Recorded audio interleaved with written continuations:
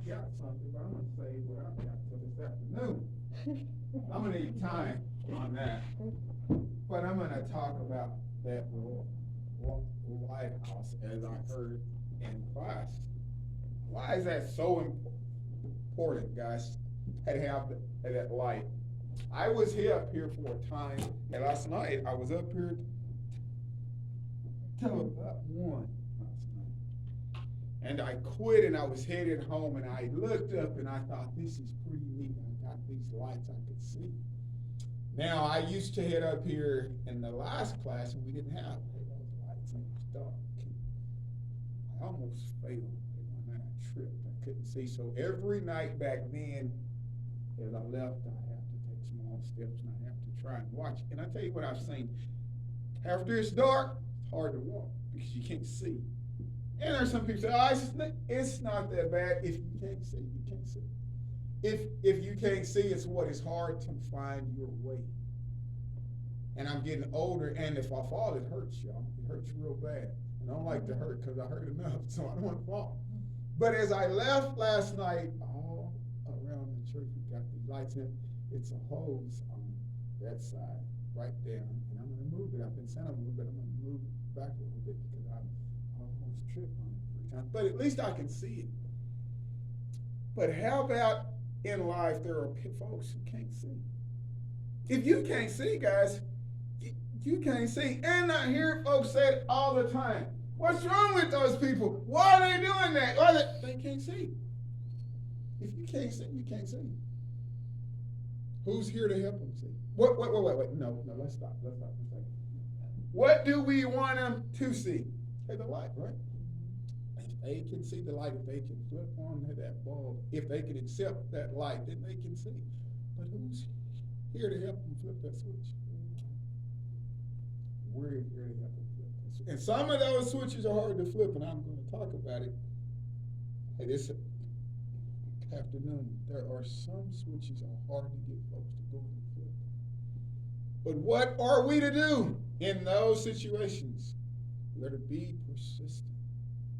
To be there for them. Now, here's what I mean by being persistent. I don't mean nagging. I don't mean, hey, why don't you do it? I'm not saying like that. Be there for them. Just be there. Just hang out. Just be there. Because here's what's going to happen. If you're there, it's going to come a time they're going to need you. Why are they going to need you? Because, hey, you're led by Christ, right? The love of God. There's not anyone who's going to get through this life without that. They're going to need you because you're led by the Lord. They're going to need the love of Christ. If you're there and if you have that once they turn to you. And as they put us to a test, and as we pass those tests, and as he says, we are preaching all the time, and you're put to test all the time. As we pass those tests, and how do we pass those tests? By sharing with them the love of Christ. When we do that, it's going to what? Make them stop and think. Because I'll tell you guys something. I can leave here that night, and I got a stride going on. I got my homework done. I'm good. I'm headed home. Hey, that's not like how I was. Oh, Lord, I hope I get there. But who would I call on, Lord? He don't let me fall. And these folks are the same way. But how do we get them to what? Grow in Christ. By being who we are. By being the body of Christ. By sharing the love of God. As there's things going to happen. As their life unfolds, they're going to have to turn somewhere. If we're there for them, who will they turn to? They are going to turn to him. Why do I know they're going to turn him? Because they're going to need him, right? But if we don't do as he has asked, then what's going to happen? What's going to happen?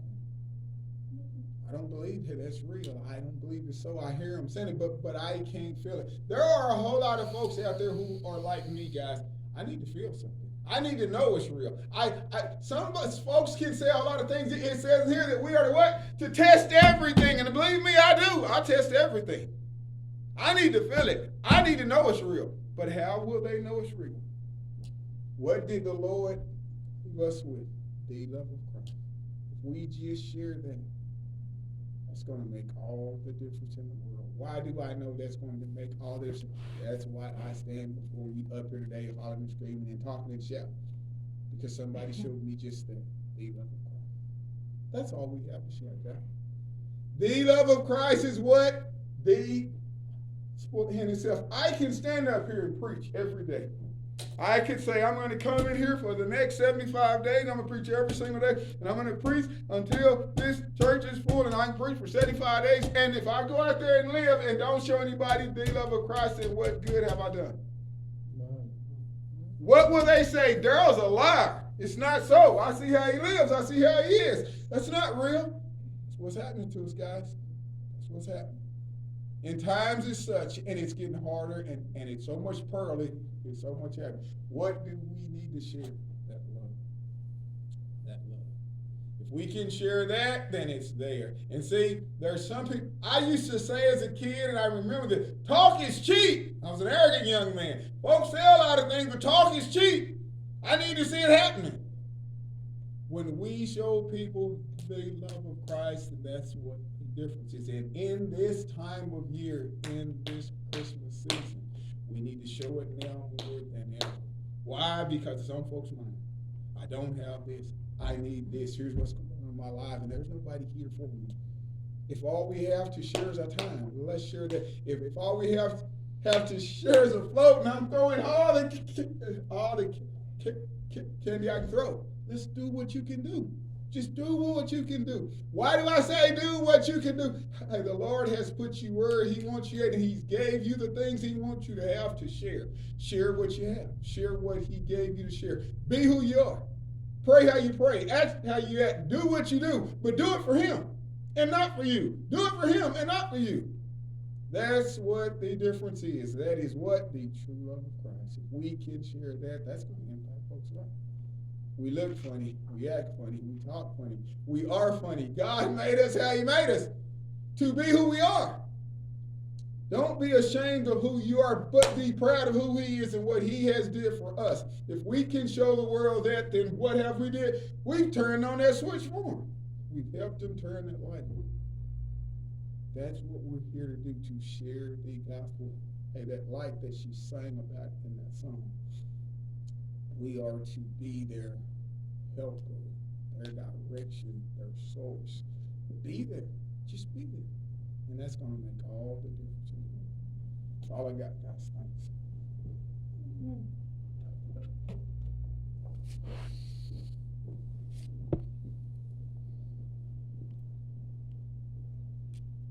Daryl more than once has said we need to share our story.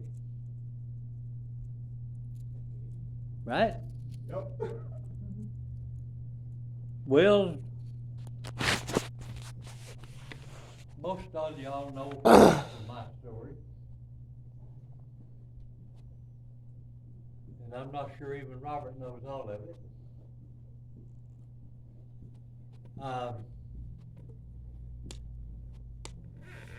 Go all the way back to my mother. She didn't have a lot of luck picking out her husbands, I guess.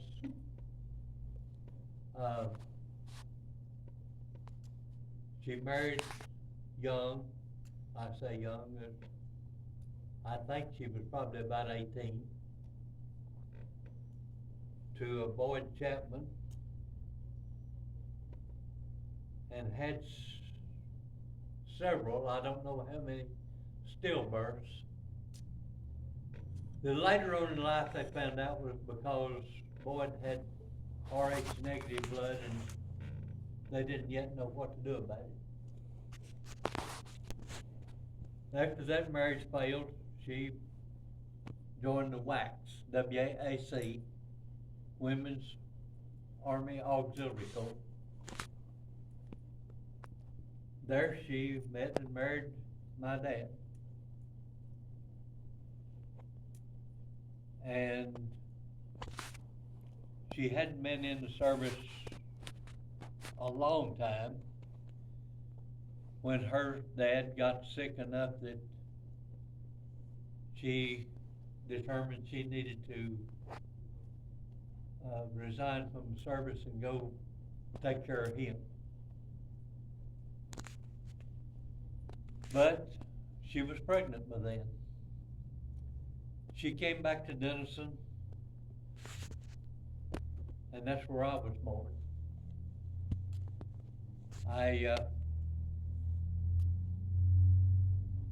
have always been backwards, I guess, because I was born British.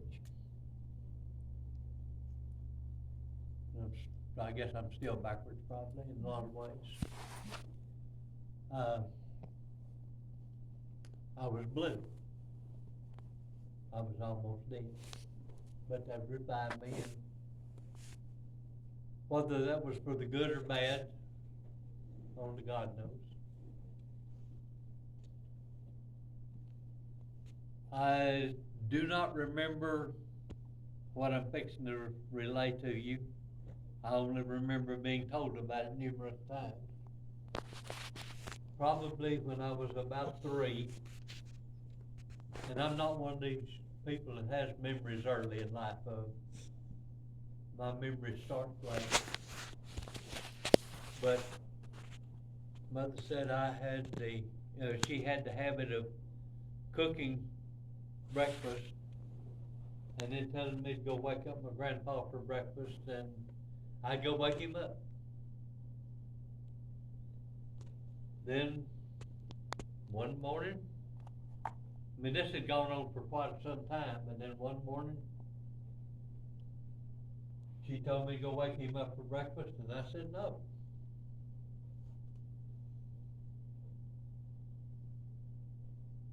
She was surprised about that because I normally just went and did what I was told. She told me again. I said, no, he's not there. No indication that I was ever told that I had been in the room or knew anything, but I refused to go wake him up because I said he wasn't there. Mother finally went, and he passed away in his sleep. How I would have known, I don't have any idea. Then, in 1949, I was 4 years old,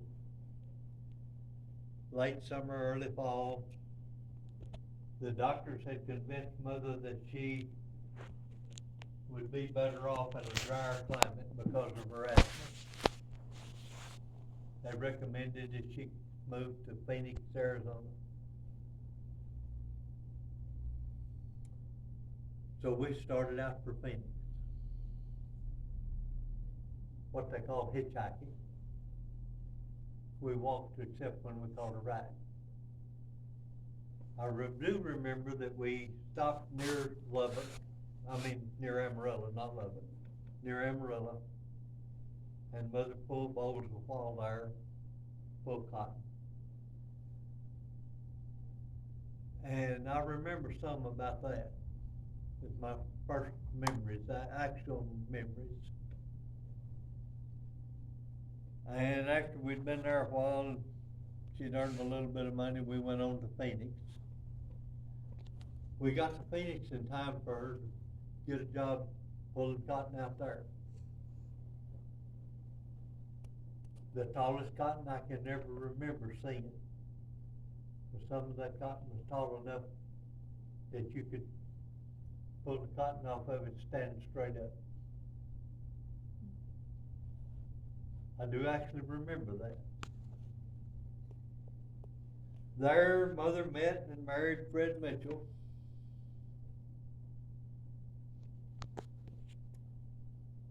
And I remember him a little. I don't remember a lot about him.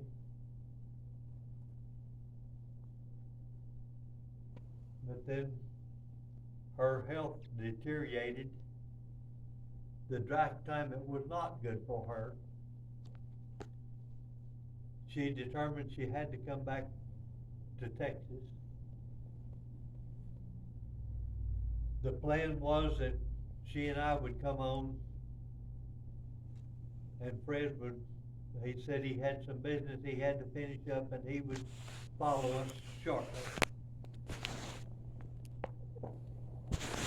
He didn't. He was never found again. His mother was pregnant with Fred. And she contacted the welfare office, is what we called it back then. They tried to trace Fred Mitchell. And they finally came back and said they had found that he was bootlegging to the Indians, something that we didn't know. And they assumed that he'd made one of them mad and they buried him out there in that sand, and to this day nobody's ever found another trace of him. That was in 1950. I was 5 years old. I had my 5th birthday in Phoenix. We came back the southern route because we came back through El Paso. And we settled near McKinney. In my childhood years, we moved frequently, but we were in the McKinney-Princeton area all the time. We first lived in a house southeast of McKinney.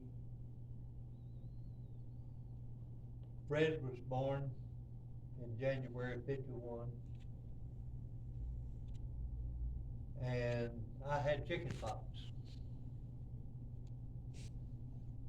They kept him and mother to hospital until I got better. I stayed with a neighbor out that way. You know, back then, people used to help one another a lot better than they do now. But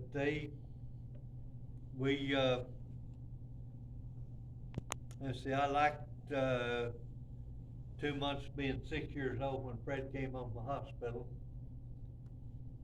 And I began to learn how to take care of a baby.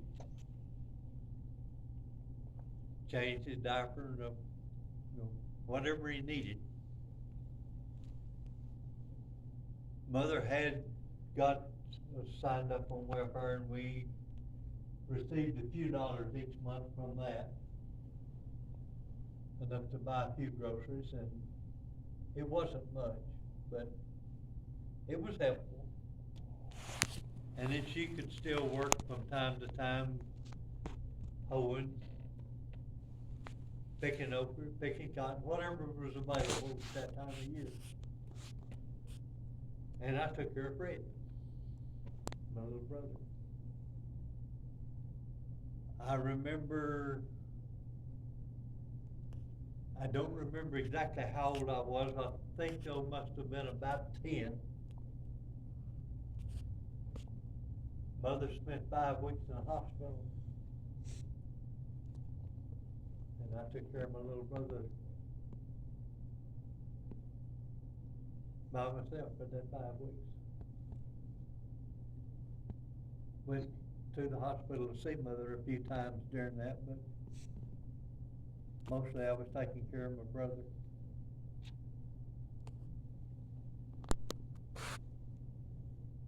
Then, like I said, we moved. I started school. I left that out. I started school in fall of 1951 at a school called Lovejoy. There was 2-room school, 6 grades. Miss McDonald was my teacher, and her husband, old McDonald, had a farm. Was true.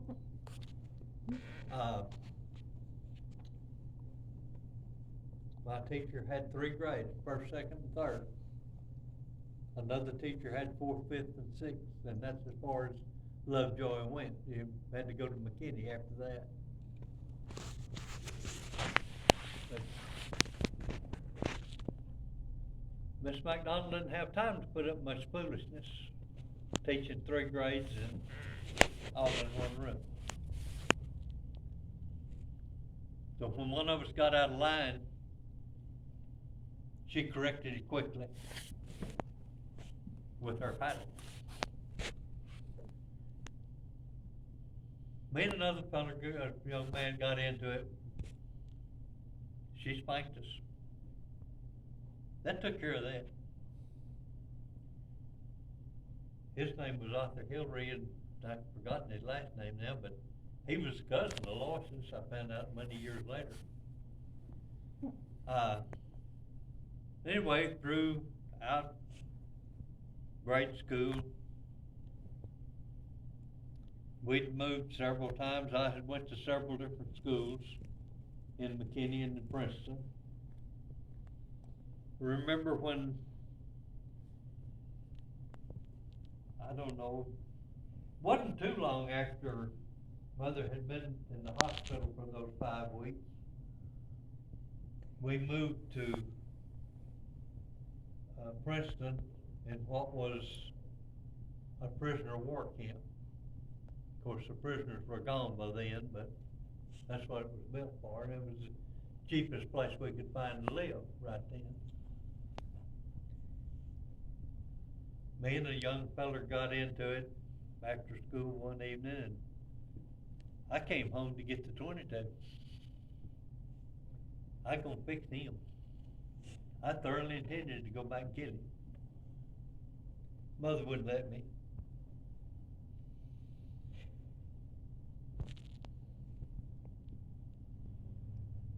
I did have a temper. Well, as I grew up, Mother read the Bible with us. We went to church when most of the time. Then Mother's health got worse and worse. When I was 14, they decided that I was old enough that they wouldn't allow us to have the welfare anymore. So I went to work at whatever was available, was helping the farmers around me. Most of them knew the situation, and if they had anything they needed to hire somebody for, they'd hire me.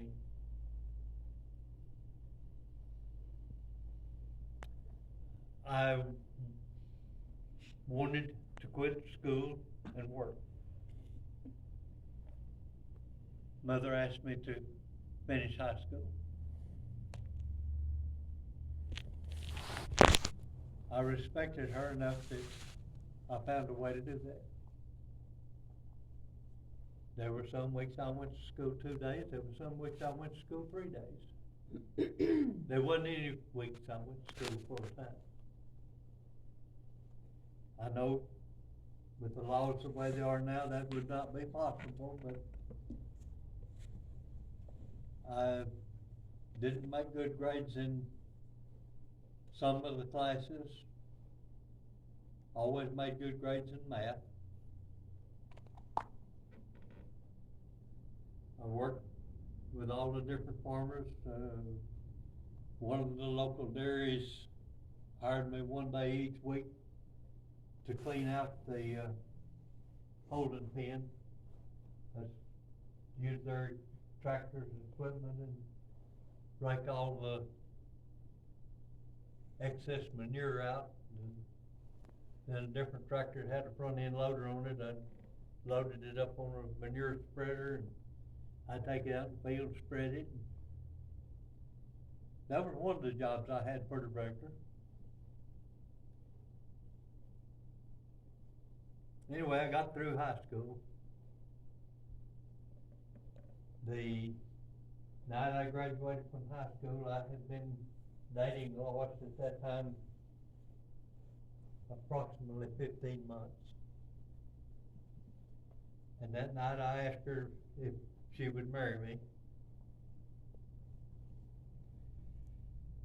And she was silly enough, she said yes, without realizing that I really had nothing to offer anybody.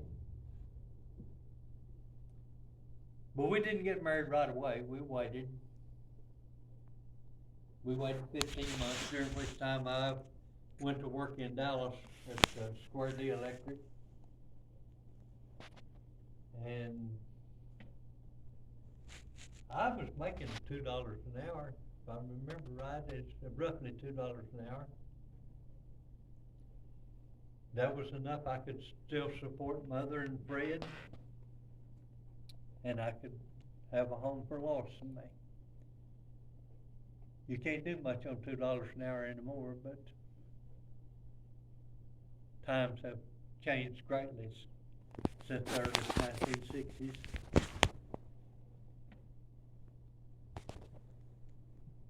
I worked for Square D in Dallas. We lived around McKinney, actually northeast of McKinney and New Hope.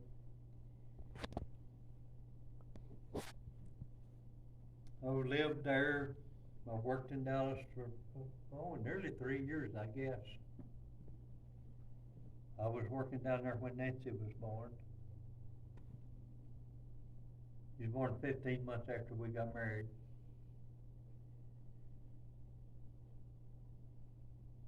As I said a while ago, Mother took me to church. We read the Bible at home. We had this discussions about what life should be and how we should live on a regular basis. I didn't have any more temper problems for a while after that. I got to a job with the power plant, working for Texas Power and Light, which I worked there for 36 years. But after Pansy was born, shortly after Pansy was born, a cousin of Lois's and her husband were visiting there. And this fella came to me and wanted to swap wives. What? This upset me somewhat. I told him if he would leave now, and if I never saw him again, I wouldn't kill him. I realized after that, at that point it wouldn't have bothered me to kill him. I realized that I had to get a hold of my temper, and I also knew I couldn't do it. So I gave it to God. I don't think there's but one person left living that has ever seen me get mad. It won't happen again, because God took it away.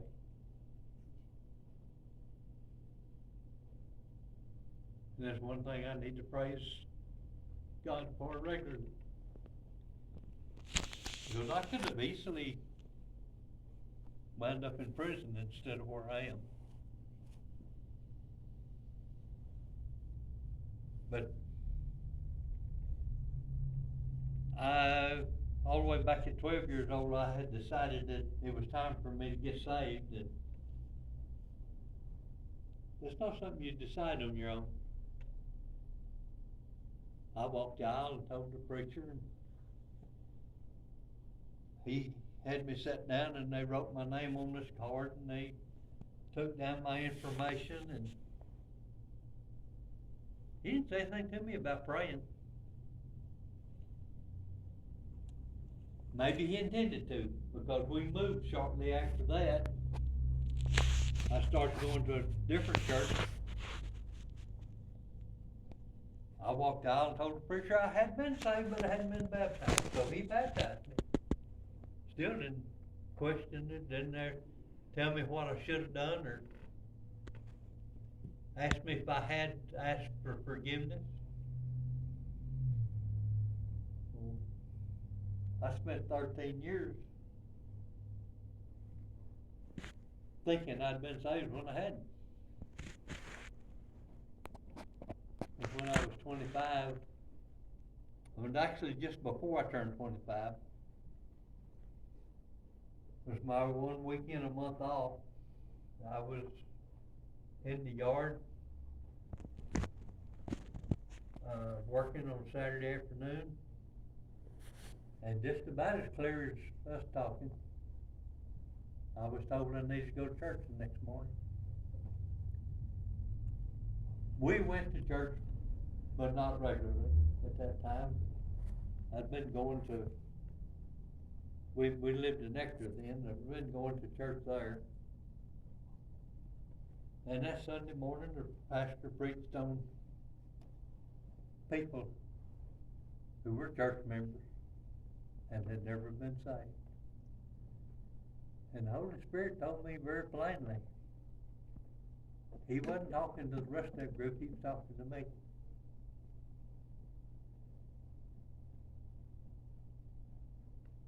So that's when I turned my life over to God. He has blessed me so many ways and so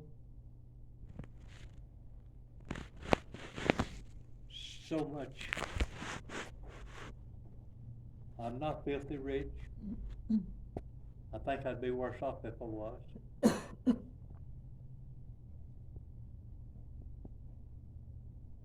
Monetarily, I'm not. But in many other ways, I am very rich. I've got family and friends that love me. What more could you ask? Amen.